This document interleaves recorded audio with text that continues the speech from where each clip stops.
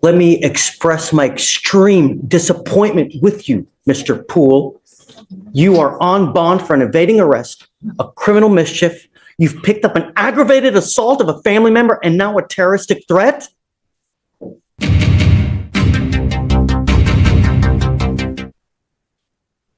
We're going to do probable cause. You have the right to remain silent. Anything you say can or will be used against you. You have the right to have an attorney. Shh. You have the right to have an attorney present. If you cannot afford one, one will be appointed to you, sir.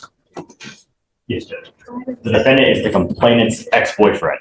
During a walk-in report, the complainant told the officers that her and the defendant had an on and off dating relationship since the 8th grade, but they broke up in June 2024. In September, the defendant told the complainant, "Stop talking all that mess before I come to your house and fucking shoot you." The complainant told the officers that right after the incident, the defendant sent her photos of a gun in his lap. The complainant stated the defendant also told one of the complainant's friends that he was going to shoot the complainant. So tell me about the ag assault. What happened there? Your Honor, in the ag assault, one moment. In the criminal mischief, is it with the same complaining witness as well? The criminal mischief's from a prior event where we had experimented trying a drug and kind of got crazy and broke stuff with it. Yes, Your Honor. And then for the aggravated Completely assault, unrelated. it says the complainant and her friends went to a party, and at the party they saw the defendant trying to get in, but was ultimately turned away because too many people were there already. While walking, the complainant ignored the defendant, and the defendant stated, "Are you going to apologize?" And the complainant kept walking. The defendant began cussing at the complainant and said, "I got it on me." And the defendant said the complainant said at that time, the defendant got a pistol from his ankle and pointed it at her. And then witnesses corroborated the complainant's statement.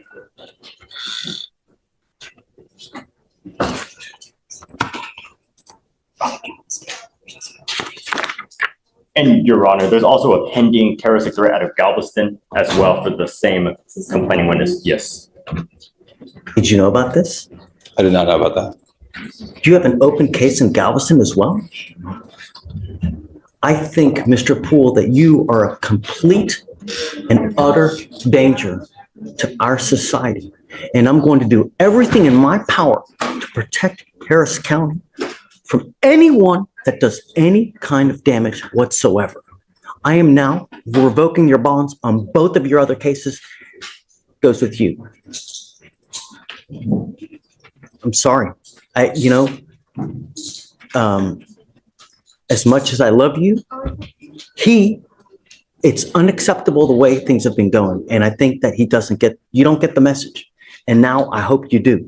But I am now going to give you home confinement. You're not allowed out if you bond out of jail. I'm going to make your bond sky high. I think that you're a complete and utter danger to everyone. You flaunt our bond conditions. And it's truly sad, Mr. Poole, because you have but one life.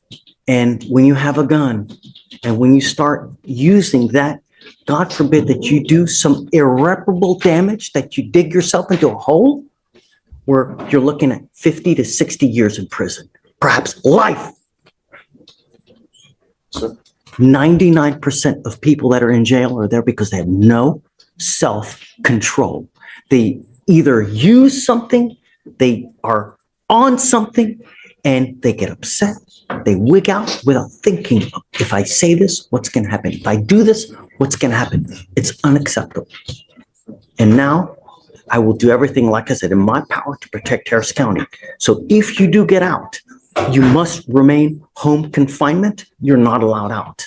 No weapons, no contact with any of the complaining witnesses whatsoever. No dope, no alcohol. Anything else? I mean, what does he do? He's a student, Judge. He's a high school student. So I don't know what to tell you, man. I mean, he scares me. understood. And Chip and I are going to put some things together. I think that there's a different scenario really going on than what this reflects in the probable cause statements. And we're going to bring that to the prosecutors. If you have something that shows me different to what they have, I'm all ears. Understood. And with your permission, Judge, if we'll get some time to put that stuff together, we can perhaps readdress the bond. Yeah, absolutely. And I never want to see a kid lose out on school, because to me, it's the most important thing in life, Understood. If we do home confinement, can there be an exception to that when he's at school and he just has to report immediately back to his home? Is he like in high school? It's a high school. In high school. I mean, Yeah, Judge, he's actually currently, because of this situation, doing online school, so he'll be able to do it from home. Oh, okay, good. So disregard. There we go. Are you, mom and dad?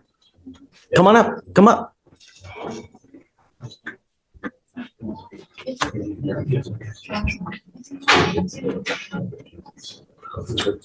Come over.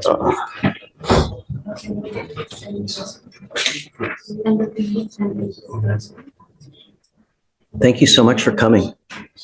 Shh. It's out of control. I don't know what else to do. But it seems that when he's out in public and he's out, partying, as they say, there's a wake of trouble. Did you guys know that he has a case in Galveston as well? No, Your Honor, this is the first time I've heard of that. Is it currently open? It's currently open, Your Honor. Something that the lawyers are also unaware of as well, We think it's all one event that happened over a few hours. We don't know. But it's not though. It's not. He's, 12 in December of 23, we have a criminal mischief, an evading arrest. Now, a couple months later, we've got Galveston. It's not. And I think that we need to really give him a wake-up call before he really does irreparable damage, If I could just clarify, the two events here in Harris and the one event in Galveston, we think that was all in the one series of events that happened between a football game and a party on a hotel. We need to figure out what's going on, to figure out why it's continuing to happen. I want what's best for your son. I really do. And I will help you in any way that I can. I have to put him in custody today because I have to show him that it's unacceptable what he's doing and picking up these tuna cases, especially the fact that he's picked up an aggravated assault. That's, you've got a great lawyer. We'll be here to figure it out with you. And Judge, he's already addressed the bond on the felony case as well. So he's gone in and addressed it with the felony. We're just Bond, huh? understood. So I'm making your bonds 30,000 each. I don't know if they're going to bond you out, but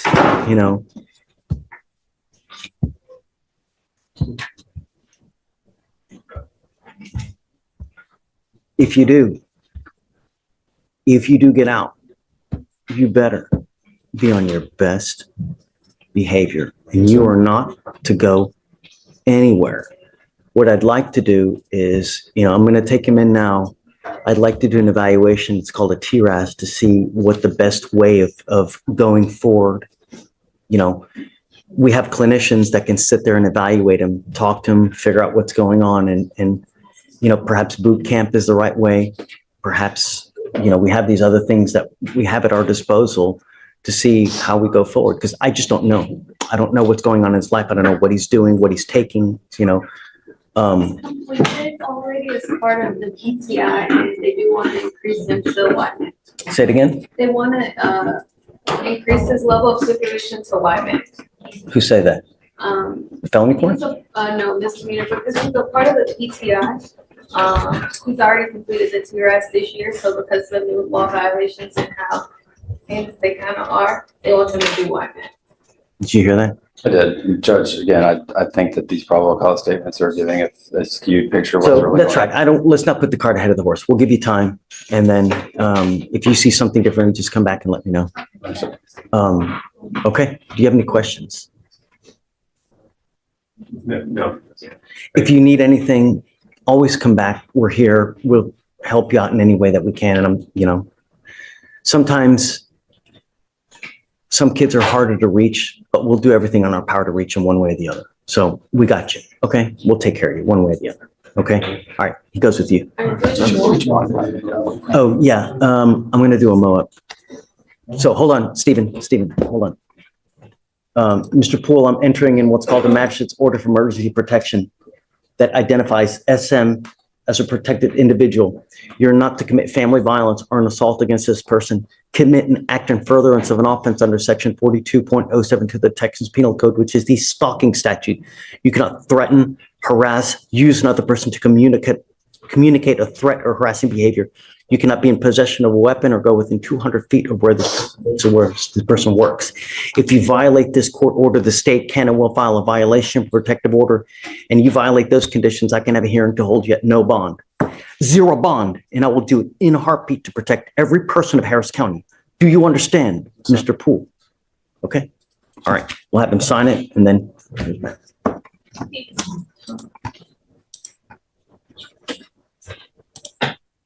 Judge, I just. Yeah, sorry. I hate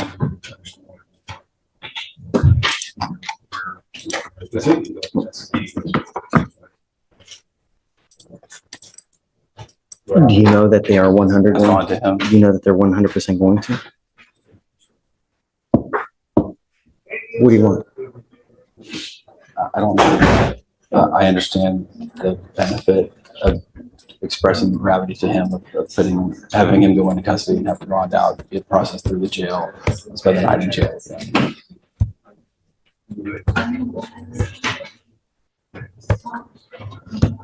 How much you think?